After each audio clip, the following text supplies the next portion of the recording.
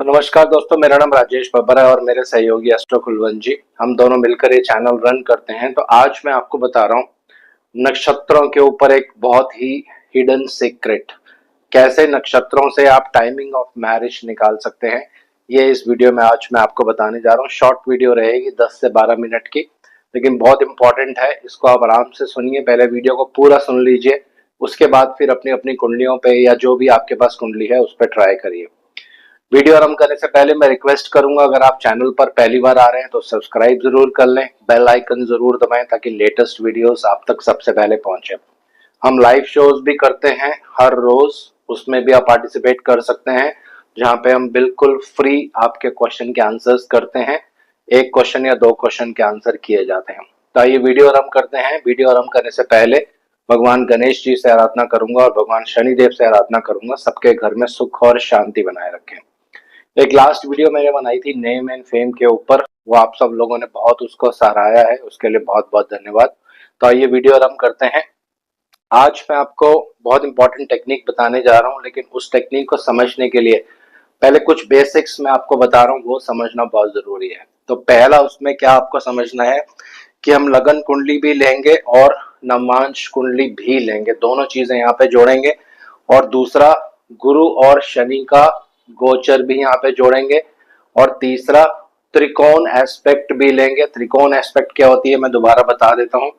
जैसे कोई ग्रह अगर यहाँ बैठा है तो यहाँ पे और यहाँ पे दृष्टि डालेगा, कोई ग्रह अगर यहाँ बैठा है तो यहाँ पे और यहाँ यहाँ पे और यहाँ पे दृष्टि डालेगा। यानी जो त्रिकोण होते हैं 1 5 9, 2 6 10, 3 7 11 और 4 8 12, ये त्रिकोण होते हैं। तो अगर ग्रह त्रिकोण में भी बैठे होंगे तो एक दूसरे के ऊपर दृष्टि और संबंध अपना बनाएंगे। चौथा, अगर केतु का बीच में रोल आएगा, राहु देव का बीच में रोल आएगा, तो उनका डिस्पोजिटर भी हम इसमें काउंट करेंगे, उसके बिना फलित नहीं करना है। पांचवा, एक बहुत ही महत्वपूर्ण है, वक्री होगा। चाहे वो गोचर में वक्री हो, चाहे लगन कुंडली में वक्री हो, चाहे नवांश कुंडली में वक्री हो, उसके पीछे वाले भाव को भी साथ में काउंट किया जाएगा। उदाहरण मैं बता देता हूँ, मान लीजिए यहाँ पे शनि वक्री है, तो शनि का प्रभाव 10 नंबर राशि पर भी गिना जाएगा।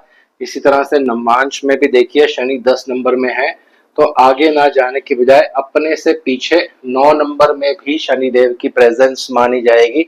तो ये सारे रूल्स यहाँ पे हम काउंट करेंगे, प्लस नवांश कुंडली का 7th हाउस, क्योंकि ये विवाह का भाव होता है, चाहे पुरुष हो स्त्री हो दोनों के लिए सेम रहता है।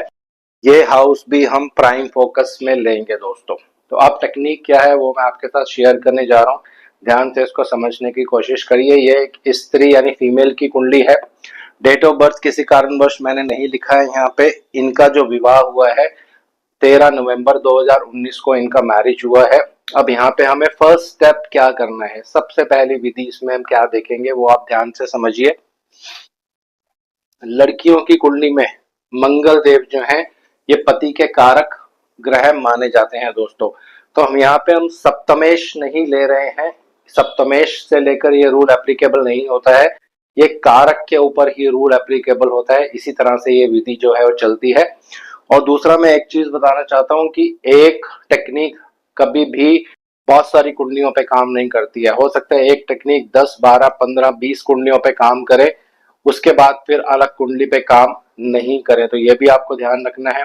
मैरिज निकालने के बहुत सारे तरीके होते हैं, उनमें से एक सिस्टम मैं आपको ये बताने जा रहा हूँ। तो आइए मंगल, ये लड़की की कुंडली है तो हम मंगल पे फोकस करेंगे। अब सेकेंड स्टेप में आपको क्या देखना है, मंगल किसके नक्षत्र में है। तो यहाँ पे बर्थ डिटेल्स मैंने नहीं दी है। यहाँ पे मंगल जो है शनि देव के नक्षत्र है, ये पुष्य नक्षत्र में है मंगल इनके।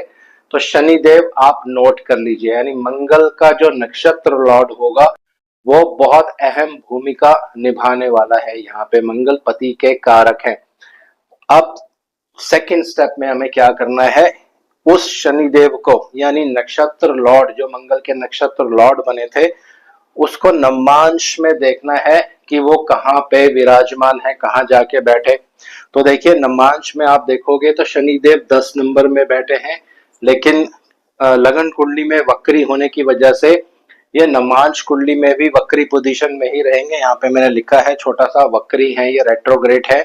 तो हम ऐसा मानेंगे कि ये शनिदेव 9 नंबर में भी इनकी प्रेजेंस है, 9 नंबर में भी इनको माना जाएगा, क्योंकि रेट्रोग्रेशन का ये रूल होता है, कोई भी ग्रह जब कुंडली में रेट्रो होता है अपने पीछे वाले भाव पे हमेशा अपनी प्रेजेंस दिखाता ही दिखाता है दोस्तों।